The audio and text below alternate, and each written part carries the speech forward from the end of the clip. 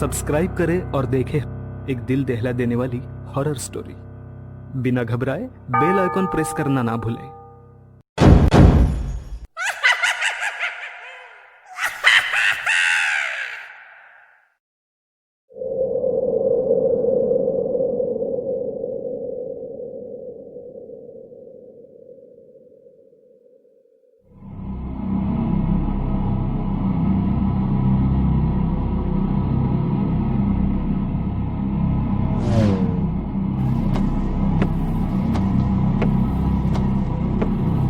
अनीता, तो क्या सोचा है तुमने?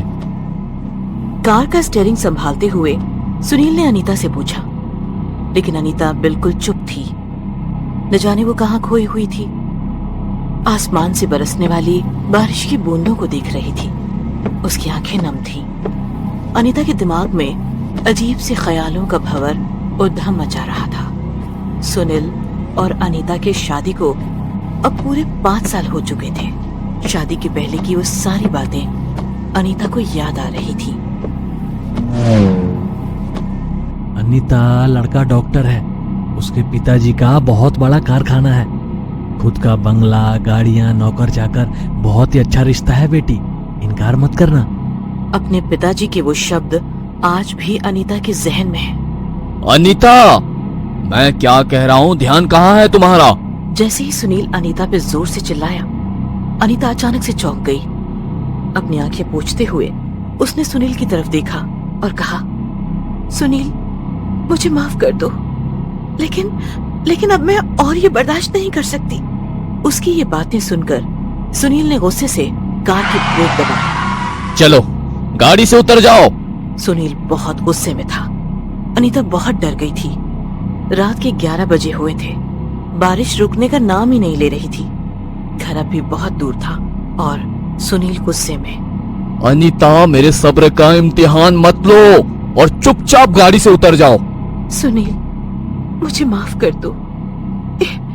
इतनी रात गए मैं घर कैसे आऊंगी? मुझे बहुत डर लग रहा है। सुनील, प्लीज। भाड़ में जाओ तुम और तुम्हारी माफी। अगर तुम मर भी गई तो मेरे लिए अच्छा ही हो जाएगा, जान छूट जाएगी मेरी। जैसे ही अनीता गाड़ी से उतर गई, सुनील ने गाड़ी चालू कर ली और घर की ओर बढ़ने लगा। लेकिन ये सब अब अनीता के लिए कोई नई बात नहीं थी। मारना, पीटना, 3-4 दिन भूखी रहना, नौकरों से भी बदतर हालात में थी अनीता। बारिश में भीगते हुए उस वीरान सड़क पर अनीता किसी पुतले की तरह खड़ी सुनील की कार को जाते हुए देख रही थी। अब उसके पास कोई चारा नहीं था। वो पैदल घर की ओर बढ़ने लगी। मन में सैकड़ों ख्याल आ रहे थे। ऐसे जीने से तो मर जाना बेहतर है। किसी गाड़ी के नीचे छलांग लगाकर खुद को खत्म कर दूं। अचानक अनीता को किसी के रोने की आवाज आने लगी। अनीता रुक गई और ध्यान से सुनने की कोशिश करने लगी। पास ही में किसी बच्चे के रोने की आवाज आ रही थी। अनीता को बहुत अजीब लगा, क्योंकि आसपास न तो कोई गांव था, न ही कोई बस्ती।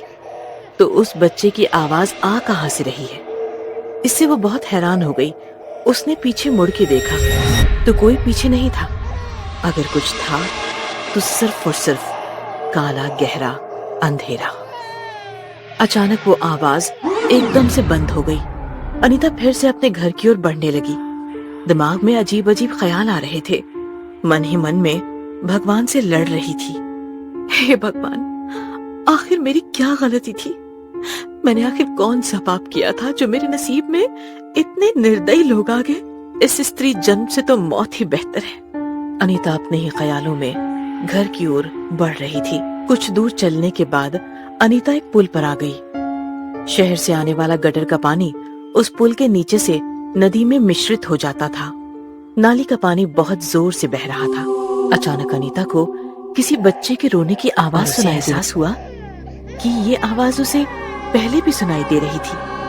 अब उसने बच्चे को ढूंढना शुरू किया। बच्चे की आवाज उस पुल के नजदीक से आ रही थी। अनीता ने झुक के देखा तो एक बच्चा नाली के नजदीक से रेंगते हुए ऊपर की तरफ आ रहा था। वो समझ गई कि किसी ने अपनी अनचाही संतान को नाली में फेंक दिया था। अनीता बच्चे को उठाकर पुल पर आ गई। बच्चा जोर जोर से रो रहा था। अचानक अनीता को महसूस हुआ कि उसके पीछे कोई खड़ा है। अनीता ने पीछे मुड़ के देखा तो वो बहुत डर गई। सफेद कपड़े और 12 से 13 साल की लड़की खड़ी थी। वो अनीता को घूरे जा रही थी। अनीता ने उस लड़की के पास जाकर कहा, बेटी तुम्हारा नाम क्या है और इतनी रात के यहाँ क्या कर रही हो? वो लड़की निशब्द थी और बस अनीता को घूरे जा रही थी। जैसे ही उस लड़की का ध्यान अनीता के हाथ में रोने वाले बच्चे की ओर गया, आंखें बड़ी करके वो जोर से चिल्लाई। उसकी चीख से अनीता का कलेजा कांपने लगा। वो लड़की वहां से जोर से भागने लगी और उसने उस पुल के नीचे पानी में छलांग लगाई। ये नजारा देखकर उसकी आंखें फटी की फटी रह गई। मदद के लिए उसने इधर उधर देखा तो सामने उसे कार की हेडलाइट्स दिखी। वो दौड़कर उस कार के पास गई तो उस कार में सुनील को देखकर उसे बहुत राहत मिली। कांपते हुए स्वर से उसने सुनील से कहा, सुनील सुनील अभी अभी एक बच्ची ने पुल के नीचे पानी में छलांग लगाई है और इस बच्चे को कोई नाले में फेंक कर गया हुआ था। और जैसे ही उसने अपने हाथ में देखा तो वहां कोई बच्चा नहीं था। सुनील अचरज से उसकी तरफ घूरे जा रहा था और उसने पूछा, कौन लड़की, किसका बच्चा? ये कैसी बहकी बहकी बातें कर रही हो? बहुत हो गया तुम्हारा नाटक, अब चुपचाप गाड़ी में बैठो। डरते हुए अनीता गाड़ी में बैठ गई। पुल पर जो हुआ था उससे वो बहुत डर चुकी थी। करीब 1:30 बजे दोनों घर पहुंच गए। सुनील के पिताजी ने सुनील को डांटते हुए कहा, इसे रास्ते में क्यों छोड़कर आ गए थे, इडियट? अगर इसे कुछ हो जाता तो पुलिस हमें पकड़ लेती। उस रात अनीता को नींद नहीं आ रही थी। शरीर बुखार से जल रहा था। पुल पर घटी घटना वो किसी से कहना चाहती थी, लेकिन उसे सुनने वाला उस घर में कोई नहीं था। दूसरे दिन सुबह सुनील ने अनीता के मुंह पर पानी डालकर उसे जगा दिया और कहा, महारानी की तरह सो रही हो। सुबह के 7 बज चुके हैं, मुझे क्लिनिक जाना है। सारा काम निपटाकर अनीता ने नाश्ता टेबल पर लगा दिया। तभी सुनील की माँ ने सुनील से कहा, अब सुनील, तुमने अनीता से बात की? बात तो की है, लेकिन महारानी सुनने को राजी ही नहीं है। अनीता, अनीता! अपनी सास की आवाज सुनकर अनीता भागकर वहां आ गई। अब क्या हुआ माँ? तो क्या सोचा है तुमने? अपने सास की बात सुनकर अनीता की आंखें नम हो गई। अनीता ने अपने सास के सामने हाथ जोड़कर कहा, मुझे इस बच्ची को जन्म देना है सासू माँ। बेटे की चाह में आप लोगों ने 3 बार मेरा अबॉर्शन कर दिया, वो भी मेरे ही पति ने। आपने खुद की संतान को मारते हुए आप लोगों को जरा भी डर नहीं लगता? ईश्वर से डरिए, ईश्वर से डरिए। शायद ईश्वर की यही इच्छा है कि इस घर में बेटी जन्म ले। उतने में सुनील ने गुस्से से अनीता को थप्पड़ मार दिया। सुनील अनीता को घसीटते हुए बाहर गाड़ी की ओर ले गया। उसे गाड़ी में बिठाकर अपने क्लिनिक ले गया। अब रोना धोना बिल्कुल बंद। मेरे क्लिनिक में मुझे तुम्हारा बिल्कुल आवाज नहीं चाहिए। दोनों क्लिनिक में आ गए। सुनील ने कहा, सिस्टर, अबॉर्शन की तैयारी शुरू करो। सर, आज आपको ऑपरेशन के लिए बाहर जाना था। कल ही हमारी इस मुद्दे पर बात हो चुकी है। ओह माय गॉड, 11 बज गए। मैं तो बिल्कुल ही भूल गया था। ठीक है, मैडम का ध्यान रखना। इतना कहकर सुनील वहाँ से निकल गया। अनीता क्लिनिक में सुनील की राह देखते बैठ गई। कब शाम हो गई अनीता को पता ही नहीं चला। मैडम, आप यहाँ आराम कीजिए, सुनील सर आते ही हैं, मैं आपको उठा दूंगी। अनीता बेड पे लेट गई और सोच ही सोच में उसकी आंख लग गई। अनीता, अनीता चलो उठो जल्दी, घर जाना है। मैं तुम्हारा गाड़ी में इंतजार कर रहा हूँ। अनीता गाड़ी में बैठ गई। बरसात तो रुकने का नाम ही नहीं ले रही थी। कुछ ही दूरी पर वो पुल था जहाँ अनीता को अजीबो गरीब अनुभव हुए थे। वो बहुत डर गई थी। उतने में ही गाड़ी पंचर हो गई। ओह गॉड, इसे भी अभी पंचर होना था। तुम गाड़ी में बैठो, मैं टायर बदलता हूँ। अनीता गाड़ी में बैठे बैठे उस पुल को घूरे जा रही थी। अचानक उसे उसी बच्चे की रोने की आवाज सुनाई देने लगी। वो तुरंत गाड़ी से उतर गई और उसने देखा वही कल रात वाला बच्चा रोते रोते रेंगते हुए उसकी ओर बढ़ रहा था। उसे देखकर अनीता के रोंगटे खड़े हो गए। डर के मारे उसे कुछ सोच नहीं रहा था। उसने सुनील को आवाज लगाई, सुनील, सुनील, सुनील, कहाँ हो आप? सुनील, सुनील।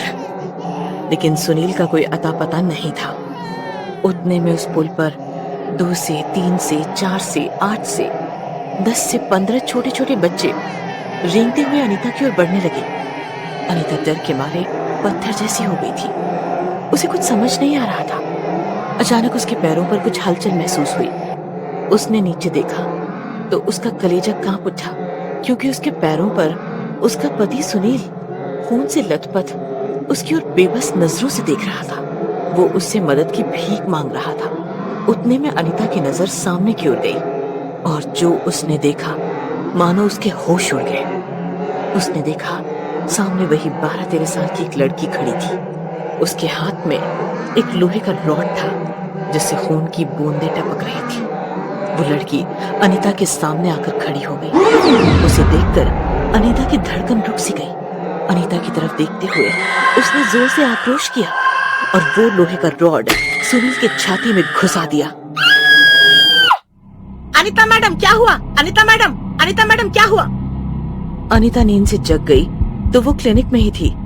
अनीता मन ही मन बोली, बाप रे, कितना भयानक सपना था।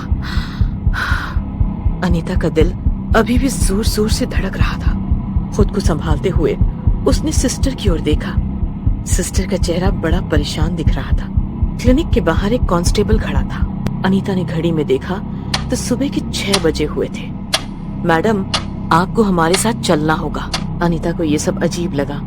वो एम्बुलेंस में बैठ गई। साथ में सिस्टर भी थी। जैसे ही एम्बुलेंस उस पुल पर पहुंची, वहां लोगों की भीड़ दिखाई दे रही थी। अनीता नीचे उतर गई। उसने देखा कि कुछ दूरी पर सुनील की कार खड़ी थी। कार का एक टायर पंचर था। अनीता समझ नहीं पा रही थी कि आखिर हो क्या रहा है। उतने में अनीता को किसी के रोने की आवाज सुनाई देने लगी। आगे जाके देखा तो उसकी सास जोर जोर से रो रही थी और जैसे ही उसने नीचे देखा तो मानो उसके पैरों तले जमीन खिसक गई हो। नीचे सुनील की लाश गिरी हुई थी। किसी ने उसकी छाती में लोहे की रॉड घुसाई हुई थी, बिल्कुल अनीता के सपने की तरह। वो बस डर भरी आंखों से सुनील का शव देख रही थी। उतने में उसने पीछे से कुछ लोगों की आवाज सुनी। डॉक्टर था, सुना है वह अवैध रूप से भ्रूण का लिंग परीक्षण करता था और अगर लड़की हो तो उसे अबॉर्ट करके फिट्स नाले में फेंक दिया करता था। ना जाने उसे किसने मार दिया। खुद पुलिस भी परेशान है। कहते हैं ना, पापियों का पाप अगर हद से बढ़ जाए तो ईश्वर किसी ना किसी रूप में उनको सजा दिलवा कर ही रहता है। अनीता बस शांत खड़ी हुई थी। उसके कोख में पलने वाली बच्ची को अब जन्म लेने से कोई नहीं रोक सकता था। ये कहानी आपको अच्छी लगी हो तो हमें सब्सक्राइब करें। हमारा इंस्टाग्राम और फेसबुक पेज जरूर फॉलो करें। अगर आपके पास ऐसी ही कोई कहानी हो तो हमें कमेंट बॉक्स में भेजें। हम कोशिश करेंगे कि अगली एनिमेटेड स्टोरी आपकी होगी।